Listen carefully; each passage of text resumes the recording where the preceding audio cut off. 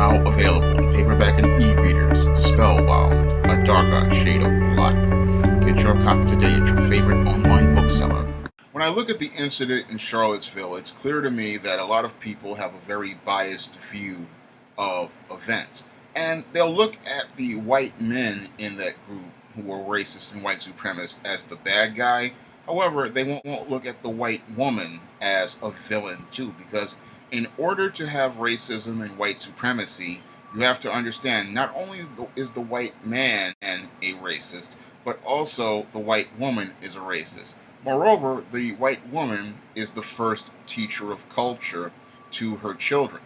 And as the first teacher to her children, what happens is with this white woman is that she passes down the culture of white supremacy and racism to people. So a lot of people will sit there and they'll be angry at those white men who were neo-Nazis, skinheads, and white supremacists who were in Charlottesville.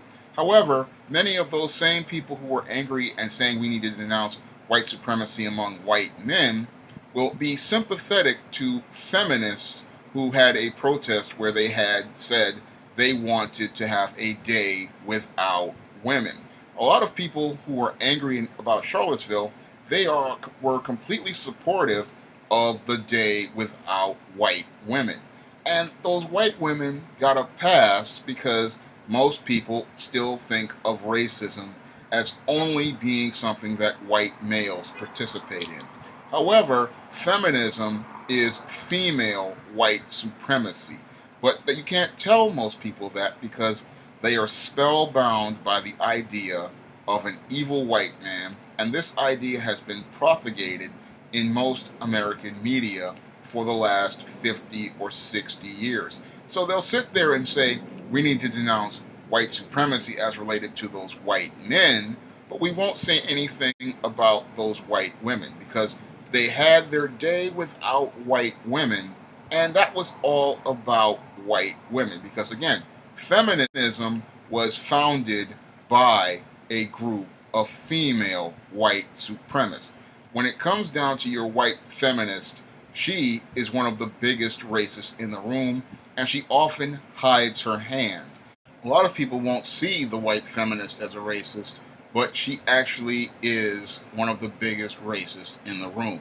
And I can point to history to show you the racism of this white feminist, or as they said back in the day, the women's suffragist, with the behavior of your Elizabeth Cady Stanton.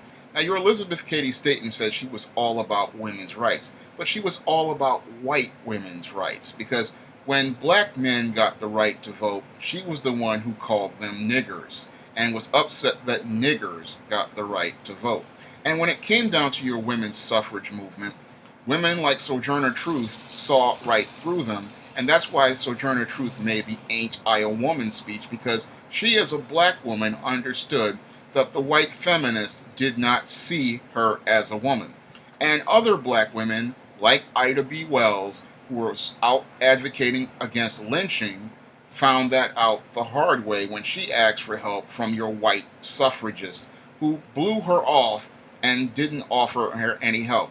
And also, Mary McLeod Bethune, the iconic educator, when she wanted to get help for black children in schools, she also was rebuffed by this white feminist. However, we're all told that the white feminist is a friendly person, a caring person, and a supportive person. But she really supports the same white supremacy that those white racists and white supremacists we saw in Charlottesville were all about. When it comes down to this feminist, she hides her hand and makes herself look like she's a victim and she's being oppressed by white men, when in actuality she is the helpmeet and support to white supremacy. But the world won't see her as the real villain in the picture of things, because when it comes down to the white feminist, she is often protected by groups of beta males such as simps, manginas, and other assorted beta males who elevate her to a higher position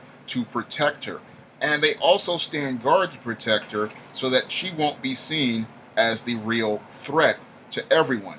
When it comes down to most people, they'll see the evil white man as the bad guy, but they'll give the white woman a pass. And thanks to these beta males pushing the narrative that she is a victim, most people of color will sit there and see her as a victim, and they'll take her in thinking that she is no threat when she is the most dangerous threat of all. When I look at things from a balanced and panoramic perspective related to this white woman, and I look at incidents like Charlottesville, I can see where people are saying that these white men who are white supremacists need to be denounced. When if you really are serious about denouncing white supremacy, you would be denouncing the white feminist as well, because both of them participate in white supremacy.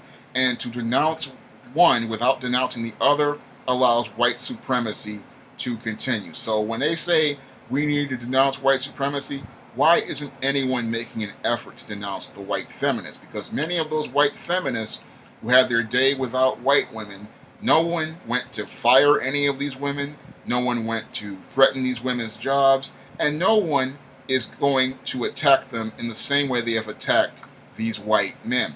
These white men who are white supremacists, they're being threatened with their jobs, fired from their jobs, and they're being told that they're the bad guy, but the white females who participate in the exact same racism and white supremacy, they're given a pass by many in these liberal movements like Black Lives Matter and these other organizations who see her as a victim when she is the greatest threat to any sort of quality of life for anyone in this country. Because as long as white feminists are around, we are going to have white supremacy passed on as a culture from generation to generation.